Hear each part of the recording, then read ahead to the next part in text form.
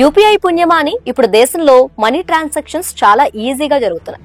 కూరగాయల కొనుగోలు నుంచి మాల్స్ లో షాపింగ్ వరకు ప్రతి చోట phone pay, Paytm, Google pay వంటి యాప్స్ ఉపయోగించి కస్టమర్లు పేమెంట్లు చేస్తున్నారు. ప్రతిరోజు కోట్ల రూపాయల ట్రాన్సాక్షన్స్ జరుగుతున్నాయి. సామాన్యుడి లైఫ్ స్టైల్లో ఓ భాగంగా మారిన ఈ సిస్టమ్ ఇప్పుడు ఛార్జీల బాధుడికి సిద్ధమైంది. ఇలాంటి ఆన్లైన్ ట్రాన్సాక్షన్స్ నిర్వహించే పేమెంట్ అగ్రిగేటర్ నుంచి ఛార్జీలు వసూలు చేయాలని పలు బ్యాంకులు నిర్ణయించినట్లు వార్తలొస్తున్నాయి. ఇప్పటికే ప్రముఖ ప్రైవేట్ బ్యాంక్ అయిన ICICI bank UPI transaction process చేసే పేమెంట్ అగ్రిగేటర్లపై ఛార్జీలు విధిస్తోంది.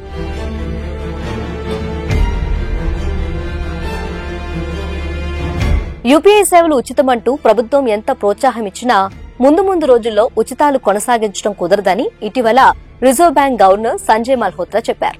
ఈ కామెంట్స్ వచ్చిన వారం రోజులకే దేశంలోని ప్రైవేట్ బ్యాంకింగ్ దిగ్గజాల్లో ఒకటైన ఐసిఐసిఐ బ్యాంక్ యూపీఐ సేవలపై ఛార్జీలను ఆగస్టు 1 నుంచి అమలు చేస్తున్నట్లు ప్రకటించింది.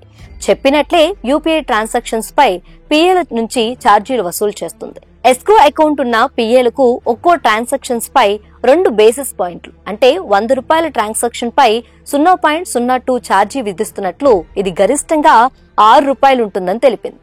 ఎస్క్రో అకౌంట్ లేని పీఏలకు 4 బేసిస్ పాయింట్లు గరిష్టంగా ₹10 ఛార్జీ విధిస్తుంది. అయితే ఐసిఐసిఐ బ్యాంక్ అకౌంట్ ఉన్న వ్యాపారులకు ఈ ఛార్జీలు వర్తించవు. ఈ ఛార్జీలు కేవలం ఆన్లైన్, ఆఫ్లైన్ మర్చెంట్లకు డిజిటల్ పేమెంట్లు అందించే పేమెంట్ అగ్రిగేటర్లపైనే వర్తిస్తాయి.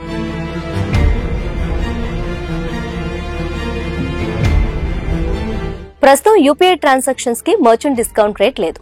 అదే సమయంలో BillDesk, Razorpay, CC Avenue, Cashfree payments వంటి పేమెంట్ అగ్రిగేటర్లకు ఎలాంటి రుసుములు లేవు. కస్టమర్లు, మర్చెంట్ల మధ్య ఒక వారధిలా పనిచేస్తూ క్రెడిట్ కార్డులు, డెబిట్ కార్డులు, నెట్ బ్యాంకింగ్, యూపీఐ వంటి వివిధ చెల్లింపు పద్ధతులను సులభంగా నిర్వహించేందుకు థర్డ్ పార్టీ సేవలను అందిస్తున్నాయి.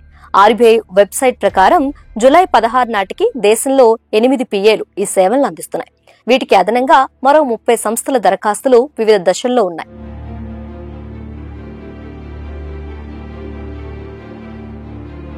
యూపీఐ ట్రాన్సాక్షన్స్ పై పీఏల నుంచి ఛార్జీలు వసూలు చేయాలనే ప్రతిపాదన స్టార్టింగ్ స్టేజ్ లోనే ఉందని పలు పేమెంట్ అగ్రిగేటర్ల సంస్థలు అంటున్నాయి.